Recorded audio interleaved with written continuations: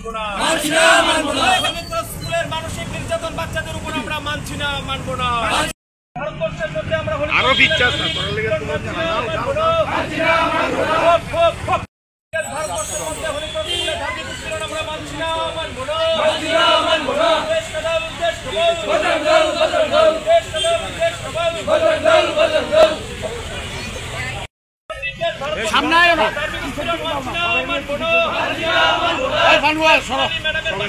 মানসিক নির্যাতন আমরা মানছি না,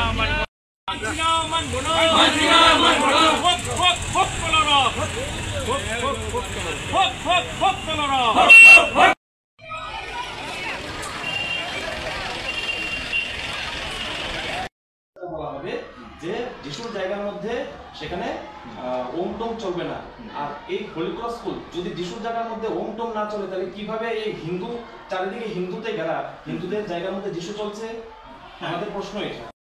ম্যাডাম করে একজন ম্যাডাম রয়েছে, এই ম্যাডাম আমাদের একটা বাচ্চাকে দেখুন, আজকে এই তো দেখলেন আপনারা, এরকম বয়ঃসন্ধিকালে বাচ্চারা যখন একটা সুষ্ঠু সুন্দর জীবন নিয়ে, মানসিকতা নিয়ে যখন তারা বেড়ে উঠবে, ঠিক এই সময়েই কিভাবে ধার্মিক প্রতিবন্ধকতা তাদের জীবনের মধ্যে নিয়ে আসা হয় এসব হোলি ক্রস স্কুলের মধ্যে বা মিশনারি স্কুলের মধ্যে।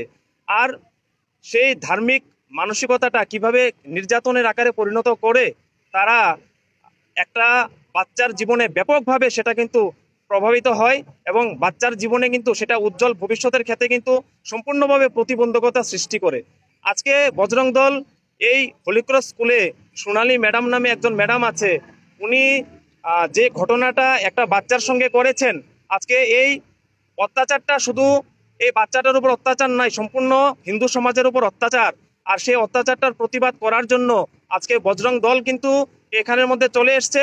বজরং দলের পক্ষ থেকে দাবি রয়েছে যে হাত দিয়ে এই বাচ্চার হাত থেকে ওম তাবিজটাকে সরানো হয়েছে, সেই ওম তাবিজটা যেন সেই হাত দিয়েই আবার বাচ্চাটার হাতে পরিয়ে দেওয়া হয়, এবং যেন, যেহেতু ভারতবর্ষের সংবিধানের মধ্যে আমাদের ফান্ডামেন্টাল রাইট রয়েছে, আমরা আমাদের মত প্রকাশ করতে পারি, আমরা নিজেরা নিজেদের ধর্ম আমরা পালন করতে পারি, সেই ক্ষেত্রে কেন এই হোলি ক্রস স্কুলের মধ্যে ধার্মিক উৎপীড়নতার শিকার বাচ্চারা হবে? আজকে দেখা যাচ্ছে এই হিন্দু সমাজের হিন্দু পরিবার থেকেই কিন্তু পয়সা নিয়ে এই হোলি ক্রস স্কুল পরিচালিত হচ্ছে, এবং এই হোলি ক্রস স্কুল সমৃদ্ধ হচ্ছে। তা আমাদের ভারতবর্ষের সংস্কৃতির এরকম যদি আচরণ করে, সেটা আমাদের ভারতবর্ষের সভ্যতা এবং সংস্কৃতির সম্পূর্ণ পরিপন্থী, সেটা আমরা কোনোভাবেই মানব না। আমরা কিন্তু ভুলে যাইনি 2019 সালের 22 সেপ্টেম্বর এই ঊনকোটি জেলার কুমারঘাটের মধ্যে, বর্তমান ঊনকোটি জেলা, এই কুমারঘাটের হোলি ক্রস স্কুলের মধ্যে হ্যাপি দেববর্মা নামে একটি ছেলেকে এভাবে মানসিক নির্যাতন করে হোস্টেল ওয়ার্ডেনের মাধ্যমে, এবং 2জন শিক্ষকও তাতে জড়িত ছিল।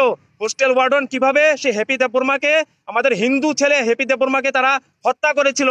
তারপর পুলিশ অ্যাকশন নিয়ে কিন্তু সেখানে 2জন শিক্ষক সহ হোস্টেল ওয়ার্ডেনকেও সেখানে গ্রেপ্তার করা হয়েছিল।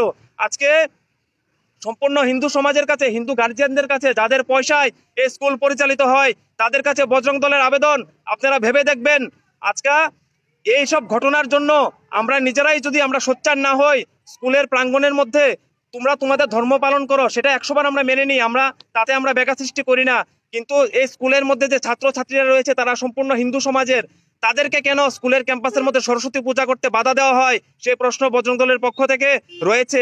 আমি আগ্রহ করব এই রাজ্যের সমস্ত মিশনারি কলেজের যে গার্জিয়ানরা রয়েছে, আপনারা সোচ্চার হন, তার বিরুদ্ধে কিন্তু আপনারা জেগে উঠুন, নচেত আমাদের এই দেশের মধ্যে, আমাদের এই রাজ্যের মধ্যে আজকে তারা কিন্তু সেখানে আমাদের পয়সায় সমৃদ্ধ হয়ে তারা কিন্তু এই পাহাড়ের মধ্যে আমাদের কোমলমতি জনজাতি ভাইদেরকে, হিন্দুদের থেকে সেখানে খ্রিস্টানে তারা কনভার্সন করছেন। তার বিরুদ্ধে আমাদের লড়াই, কোনো ব্যক্তিগত শত্রুতা আমাদের কারোর সঙ্গে নেই। আমরা কিন্তু অ্যান্টি মুসলিম নই, অ্যান্টি খ্রিস্টানও নই, আমরা কিন্তু প্রো হিন্দু। আমরা হিন্দুদের পক্ষে, আমরা আমাদের জীবন জীবিকা আমাদের কেন বাঁচতে দেওয়া হয় না? স্কুলের মধ্যে সে ওমের তাবিজ পরে আসবে, তাতে কেন বাধা? স্কুলের নানরা, স্কুলের সিস্টাররা, স্কুলের ফাদাররা কি ক্রস লকেট ঝুলিয়ে তারা স্কুলের মধ্যে বিদ্যালয় করে না? তাহলে এটা বজরং দলের পক্ষ থেকে প্রশ্ন যে কেন এরকম। আর আমরা এক্ষুনি আজকে কয়েকজন আমরা প্রতিনিধি দল স্কুলের মধ্যে ভিজিট করব, এবং আমাদের যে দাবি রয়েছে সে দাবির পক্ষে আমরা সোচ্চার হব, এবং গার্জিয়ানও রয়েছে এখানে, মনোজদা, মাননীয় মনোজ দা, যদি তার কোনো বিহিত না হয় তাহলে আইনি প্রক্রিয়ায় যেতে আমরা বাধ্য হব এবং আইনি প্রক্রিয়াতে আমরা যাব। জয় শ্রীরাম, জয় মহাকাল।